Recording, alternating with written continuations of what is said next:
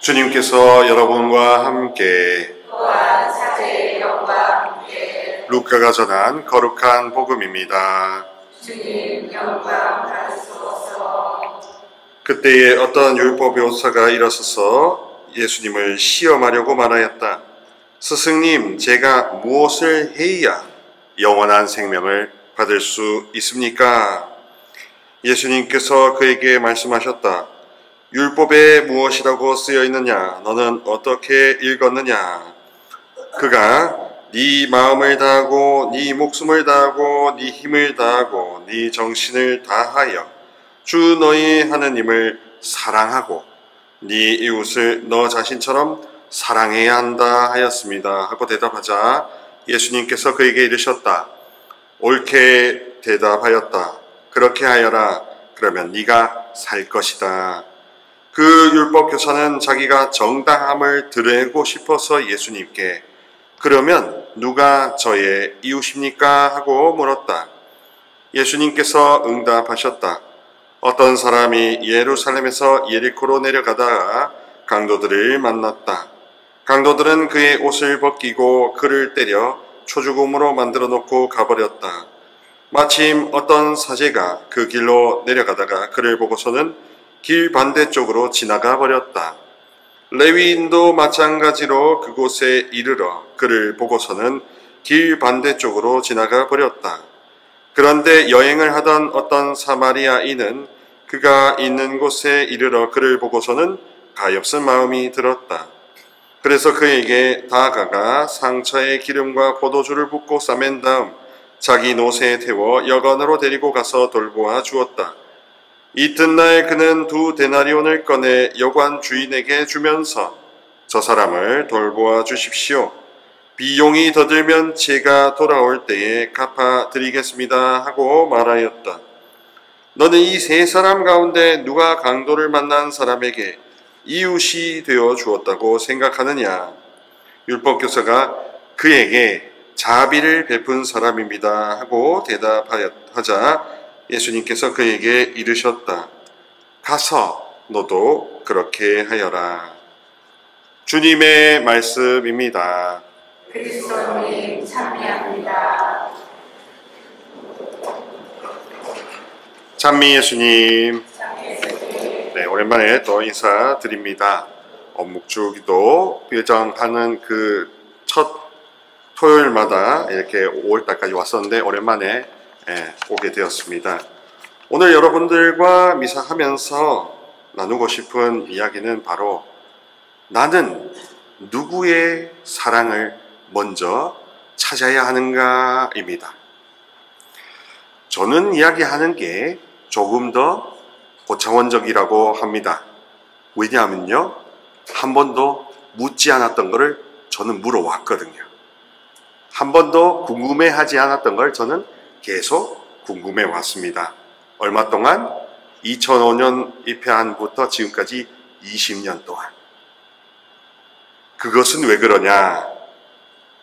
성부의 본래 마음은 어떻길래? 창조주 야훼 하느님의 마음이 어떤 것이고 지금 우리 교회는 거기에서 얼마나 멀어져 있는가를 견주어 봐서 하느님 성부의 마음으로 되돌아가자는 회개자 프란치스칸 사제이니까. 그래서 내가 나답게 살려면 성부의 심정을 모르면, 무지무지하게 모르면 무지렁이가 된다는 것을 알았기 때문에, 그렇기 때문에 계속해서 여러분들이 묻지 않은 것을 저는 밥 먹고 계속 묻고 있었습니다. 그래서 이렇게 나누는 거죠. 이 본기도에서도 이렇게 말합니다. 길 잃은 사람들에게 진리의 빛을 비추시는 아버지 하느님, 올바른 길로 돌아오게 하시나이다 하는 게 2가지 고백입니다. 진리의 빛이라고 할 때 그 진리를 우리가 제대로 못 알아듣습니다. 여러분, 제가 확실하게 알려드립니다. 진리는 수직적인 겁니다. 진리는 계시적인 겁니다. 특별히 우리의 하느님으로부터 우리는 빛을 받고 힘을 받고 믿음을 받아서 믿는 거지. 그죠? 그야말로 아버지 하느님이 계시니까 우린 계시 종교입니다. 아버지가 계시니까 계시 종교예요. 안 계시면 안 계시 종교예요. 계시니까 계시 종교입니다. 그러면 그 아버지가 그냥 계시냐? 아주 돌보려고 계신다는 겁니다. 살갑게 알려주시고 비춰주셔서 스스로가 자기 삶을 돌파해 나가라는 게, 그게 우리 종교의 확실한 차이점이라는 겁니다. 그래서 진리는 조명이라는 빛비춤이 필수입니다. 근데 심리가 너무 센 시대가 되어버렸습니다. 진리는 주어가 주님이지만 심리는 주어가 납니다. 내가 느끼기에, 내가 보기에, 내가 판단하기에, 그거 다 심리거든요. 그 심리에만 있으면서 빛비춤을 안 청하니까 내가 길을 잃었는지조차도 모릅니다.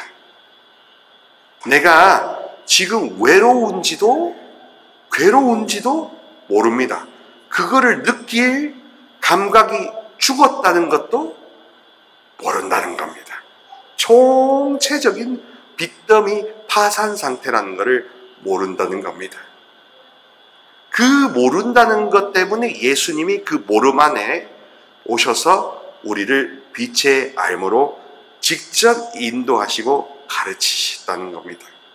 복음에서도 이 사마리아 비유를 갖고 여러분 관계주의적으로 남에게 이롭게 하는 것이 사마리아 닮는 길이다 라는 식으로 많이 강론을 들으셨을 건데, 저는 거꾸로 말씀드립니다. 아버지가 누구신지 알기 때문에, 아버지를 아는 것과 아버지를 만난 것에 차이가 있었기 때문에 예수님은 은연중에 그 시험하려고 하는 알므로 추구하는 개를 만나게 하려고, 아버지가 실제로 어떤 속사정을 갖고 생각하고 계시는지를 만나게 하려고, 만난 하느님과 아는 하느님이 판이하게 생판으로 다르다고 하려고 직접 네가 가서 경험해봐라 하는 차원에서 가서 너도 그렇게 하여라 라고 말씀하신 겁니다. 만약에 우리가 법이나 원칙이나 이 강의를 통해서 다 알아버리면 우리는 복음의 사람이 아닌 거예요. 우리는 진리의 게 아니라 그냥 심리나 혹은 강연하는 이 동호회의 수준인 겁니다. 일주일에 한 번 오시는 이 토요 성심 동호회예요. 여기는 산은 타지 않으니까 산악회는 아니죠. 토요 진리 연구회 정도입니다. 근데 진리를 아는 것과 진리를 만난다는 게 같은 줄 아는데요, 전혀 다릅니다. 진리를 만난다는 건 뭐가 전제되냐면 스스로가 납작 엎드리는 게 꼭 건너가야 될 다리거든요. 내가 보기에 그 나를 치워야 빛이 들어오거든요. 그래서 더 큰 주가 오시기 위해서 내가 양보해야 되거든요. 그래서 이 무슨 소리야 하는 거는 결국 여러분이 스스로가 가서 집에 가셔서 스스로가 내 자신을 위해서 기도하기 시작할 때, 남이 기도하라는 강요나 등 떠밀림이 아니라 내가 직접 내 기도를 내 힘으로 내가 주님을 만나기 위한 나의 기도가 되는 겁니다. 성령 쇄신은 사실 주님을 만나러 오시는 것이지 주님을 더 알려고 오시는 게 아니에요. 이게 요한복음 계열입니다. 요한복음 계열 요한계는 직접 체험해보라, 직접 맛봐라, 이게 성경 말씀의 특징이거든요. 네가 직접 경험해봐라 이겁니다. 네가 직접 돌파해봐라 이겁니다. 그게 두려운 심리가, 공포 심리가 있잖아요. 그러면 자꾸 알려고 합니다. 자꾸 따져서 알려고 해요. 미리 알려고 해요. 왜요? 피하려고. 왜요? 예측하려고. 그래서 글로 주님이 오십사라고 내가 주님이 아닌데 내가 주님을 이렇게 소달구지 이 코둘에 띄우듯이 내가 지금 끌고 가는 거예요. 근데 우리 하느님은 어떤 분이냐? 나 너 따라 안 갈 거야 하실 수도 있는 분이라는 겁니다.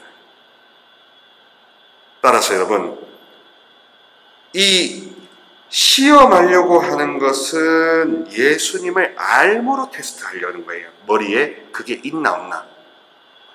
이 율법학자가. 근데 이 율법학자가 몰랐던 어둠은 뭡니까? 니는 경험을 안 해봤다는 거지.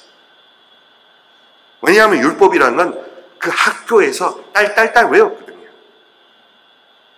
지가 직접 이렇게 무릎 꿇고 간절하게 호소하는 사람이 아니었습니다. 그러니까 예수님이 오셔서 과부, 정말로 이렇게 스스로 절박하게 매달리고 자기가 자기 스스로의 문제를 체험함으로써 체험적 이 깨달음을 구하는 사람에게 더 친절하셨지, 이 딸딸딸 외우는 머리로 아는 사람한테 언제 친절하셨습니까?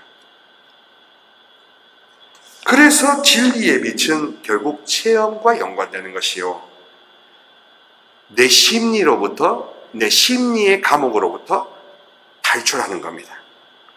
윤공희 대주교님께서 최근에 어떤 그 작가를 통해서 백수가 넘으셨기 때문에 평전을 누가 출판에 해서 지금도 교보문고에 파는데, 거기 평전 2장에 나오는 그 한 문장이 이렇게 얇은 어떤 그 브로슈어로 저희 수도원에 있길래 보고 저는 깜짝 놀랐습니다. 그 광주 사태도 겪으시고 온갖 상처와 이 질곡을 겪으신 교회의 우리 한국교회의 첫 주교자 되신 우리 윤공희 빅토리노 대주교님이 말씀하시기를, 인간에게 가장 중요한 것은 무엇을 이기는 게 아니라 자기 자아의 감옥에서 빠져나오는 것이다. 심리의 거대한 감옥에서 빠져나와 그 상처로 인한 그 심리 감옥에서 이제 만기 출소해서 세계와 모든 것을 아름답게 볼 수 있는 새로운 눈을 가지는 게 핵심이다라고 그렇게 말씀하시더라고요. 이거는 여러분, 제가 강론을 하지만 철저하게 체험적인 겁니다. 가서 여러분도 그렇게 구해보세요. 비춰달라고. 정말 그런지 비춰달라고. 자, 왜 우리가 이렇게 모를 수밖에 없는가만 조금 더 전문적인 이야기를 좀 해드리고 넘어가고 싶습니다. 아주대학교 인지심리학 교수이며 요즘 TV에도 자주 나오는 김경일 교수님이라는 분이 소아정신과 의사 선생님과 함께 적절한 좌절이라는 책을 최근에 냈어요.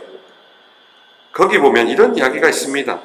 190쪽에 어린 시절에 아이의 감정이 존중받지 못했거나 중요한 선택을 스스로 해본 적 없는 사람은 성인이 되어서도 결정하기 힘들어합니다. 심리적 성장은 과거의 감정적 이력과 현재의 자각, 그리고 반복된 자기 성찰이 함께 작용할 때 비로소 가능해진다. 사회적으로 성공하고 성숙해 보일 수 있지만 내면에 미해결된 감정 과제가 남아있다면 진정한 의미의 어른이 되었다고 말하긴 어렵다고 합니다. 그러니까 겉이 멀쩡하다고 해서 속도 어른이 되지 않는 게 한국은 천지 삐까리라는 거예요. 적절한 좌절을 겪어야 한다고 처방을 합니다. 그러니까 너무 어렵게 살고 하니까 이 진리가 적절한 좌절도 거치면서 시련도 겪고 치유도 받고 왔다 갔다 해보는 체험을 통해서 결국에는 단단한 다이아몬드 자신이 되는 건데, 그거를 내 부모의 심리로 아이고 내가 우리 자녀들이 이런 걸 겪으면 안 돼, 내가 힘들게 살았으니까 한데, 그 심리가 진리가 되어서 망했다는 겁니다. 적절한 좌절을 겪지 못하고 자란 사람은 현실을 감당하지 못한 채 불안을 회피하는 쪽으로 사고방식이 형성된대요. 이 김경애 교수님 말입니다. 그렇게 형성된 방어 기제가 도를 넘으면 나르시시즘으로 자리 잡습니다. 나르시시스트는 겉보기엔 자신감이 넘쳐 보이지만 실제로는 깊은 자기 확신이 없다고 해요. 외부의 칭찬에 과하게 의존하고 상대가 나를 어떻게 보느냐는 평가에 아주 노예살이를 하고 있다는 겁니다. 자기를 진심으로 믿지 못하니까, 자신이 남들보다 우월해야 하기 때문에 심지어 기도회에 와서도 내가 너보다 더 한 수 위야라는 환상을 가진 분들도 있을 수 있습니다. 그래서 심리학에서 말하는 나르시시즘은 단순한 자기애가 아니라 상처 입은 자기 자신을 포장하는 일종의 위장이라고 합니다. 스스로를 과시하고 끊임없이 비교하며 우위를 점하려는 행동은 그 밑바닥에 깊은 결핍이 깔려있죠. 이 율법학자가 나르시시스트인 거예요. 직접 체험을 해봤으면 이런 질문을 테스트하려고 내가 니보다 더 우월한다는 심리를 가질 필요도 없는 겁니다. 그러니까 고요한 영혼이 되는 겁니다. 적절한 좌절이란 것은 체험의 영역이에요. 좌절도 약이 된다는 겁니다. 고통도 약이 된다는 겁니다. 그리고 그 고통을 통해서 내가 기도에 나서면 그 고통은 다이아몬드 진주로 바뀐다고 합니다. 힐데가르트 성녀는 고통을 기도의 디딤돌로 삼으면 고통은 진주가 되기 시작한다고 합니다. 상처는 진주가 되기 시작합니다. 근데 고통을 두고 이제 걸림돌이라고 부정적으로 계속 평가하기 시작하면 고통은 그야말로 감옥이 되는 거죠. 심리 감옥이 되는 겁니다. 자아의 감옥이 되는 겁니다. 중요한 건 내가 내 의지를 어디로 진리라고 판단하는가. 심리의 무게를 두는가, 성부의 진리의 무게를 두는가, 체험의 무게를 두는가, 듣는 알의 무게를 두는가. 나는 아는 하느님을 따르냐, 나는 만난 하느님을 따르느냐. 엄청나게 다르거든요. 내가 아는 성령님을 추구하느냐, 내가 아는 은사자를 따르느냐, 내가 직접 만난 성령을 따라 내가 은사 봉사자가 되고 내가 주님의 아들이 되느냐. 다른 거거든요. 이게 절대로 이코르가 될 수가 없습니다. 그래서 적절한 좌절을 겪지 않는 사람에게 자주 나타나는 특징은 거부 민감성이 높다는 점입니다. 유달리 거절당할까봐 거절에 유난히 예민하게 반응하고 그것을 내가 공격받았다라는 착각의 심리의 방어 심리가 너무 세요. 거부 민감성이 높은 사람은 불편함을 감정적으로 훨씬 더 크게 느낍니다. 거부 민감성은 누군가로부터 부정적인 반응이나 거절을 받을 가능성 자체에 대해서 과도하게 예민하게 반응하고 도망가거나 만나지 않아요. 거절당할까봐 아예 부탁도 표현도 하지 않습니다. 왜?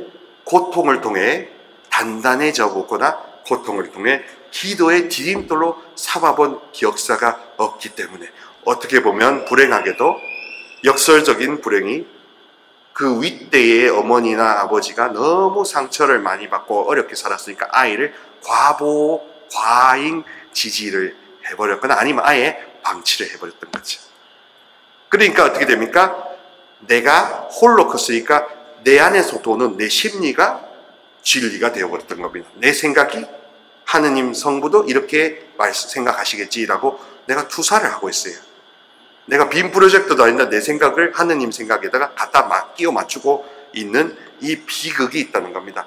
성령님, 그게 진짜인지 아닌지 비춰달라는 기도도 안 해봤습니다. 비춰주세요. 따라해보세요. 비춰주세요. 비춰주세요. 비춰주세요. 따라해보세요. 조명이 생명이다.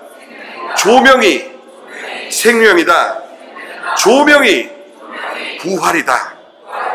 그러니까 내가 상처가 있거나 뭔가 아픔이 있으면은 내가 CT를 찍어서 정확하게 진단을 받아서 이게 시술인지 약만 먹어도 되는지 수술인지를 구분치 않고 무조건 다 째달라고 하는 그런 심리를 우리는 진리로 알고 있습니다. 기도일수록 그거를 철석같이 믿으세요. 그래서 안 낫는 거예요. 좌절을 너무 많이 했거나 아니면 좌절을 아예 안 해봤기 때문에 양극단에 있기 때문에 내가 단단해진다는 것은 상상을 안 해봤던 겁니다.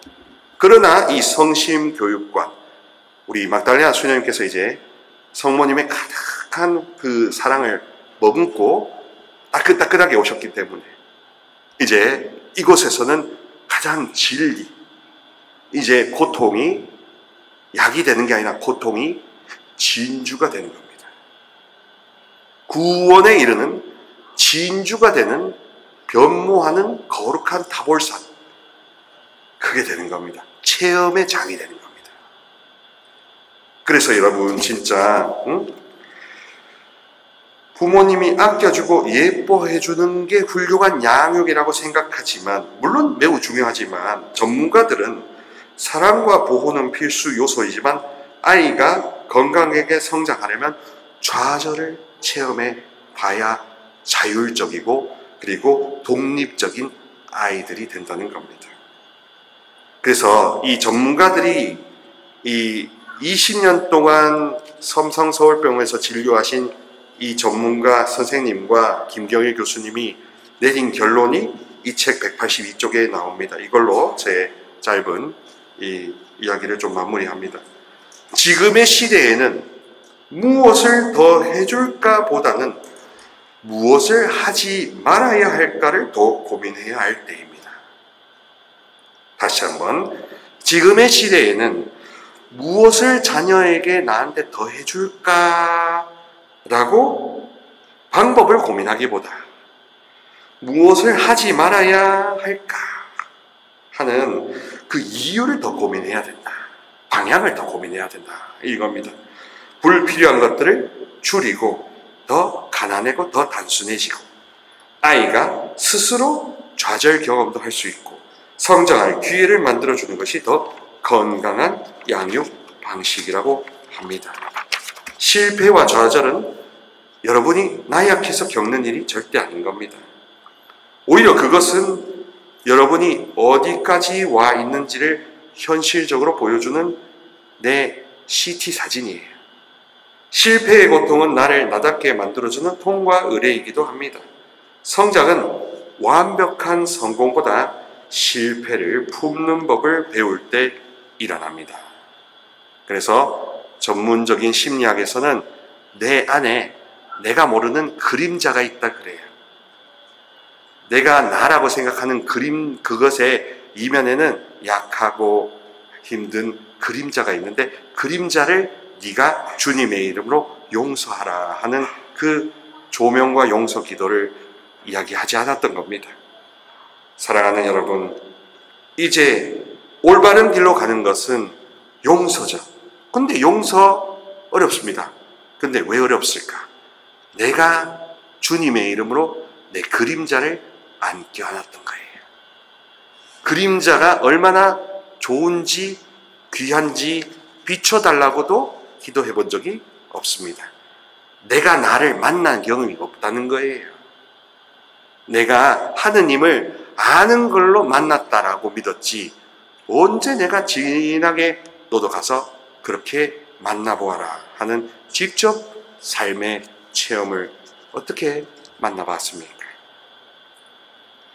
우리가 진짜 갖추어야 할 건 완벽한 예측력, 심리, 알미 아니라 어떤 미래가 와도 중심을 잃지 않는 힘이다라고 김경일 교수님이 이야기합니다. 완벽하게 다 알려고 하는 불안 심리가 진리가 아니라는 거예요. 심리학에서. 결국 하느님께 소속되어 있다는 이 끊임없는 단단한 소속감. 너도 가서 그 소속감을 이제 네 말로만 아니라 네가 너의 돌파하고 너의 간절한 무릎 꿇는 기도로 이제 네가 아버지를 만나보아라. 이 힘이 있어야, 이 소속감이 있어야 내 선택에 책임을 지고 실패와도 두렵지 않고 실패한 나를 내가 마음에 들어하지 않을 수도 있습니다. 내가 그러므로 주님의 이름으로 마음에 안 들어하는 나를 용서하고 사랑한다 할 수 있습니다. 저를 따라해 보실까요? 주 예수님, 당신의 이름으로 저를 진심으로 용서하고 사랑합니다. 그 저 자리에 여러분 이름 석자를 넣어볼까요? 주 예수님, 당신의 이름으로. 자, 저를 따라하지 마시고 본인 이름 석자를 대시라고요. 다시 해볼까요? 주 예수님, 당신의 이름으로 저 진심으로 용서하고 사랑합니다. 아멘. 이게 주님을 만나는 가장 확실한 길이며 이거에 전제되는 건 비춰달라는 겁니다. 그래서 여러분, 조명이 생명입니다. 지금은 많은 방법으로 어떻게 기도할까를 고민하는 것이 아니라 조명을 안 받았다는 자각이, 내가 길을 잃었다는 자각이 중요한 겁니다. 그래야 주님을 그리스도, 치유자요, 인도자로 고백하고 진리의 스승으로 하면서 그 믿음을 선물로 모시고 기쁘게 파견되는 거죠. 그래서 여러분, 가톨릭은 학교가 아닙니다. 가톨릭은 삶의 현장입니다. 역사하시는 현장입니다. 여기에 배움과 비움과 체험이 다 동시다발적으로 역사하니까 이 꽃다발을 꼭 품에 안고 가시기 바랍니다. 아멘.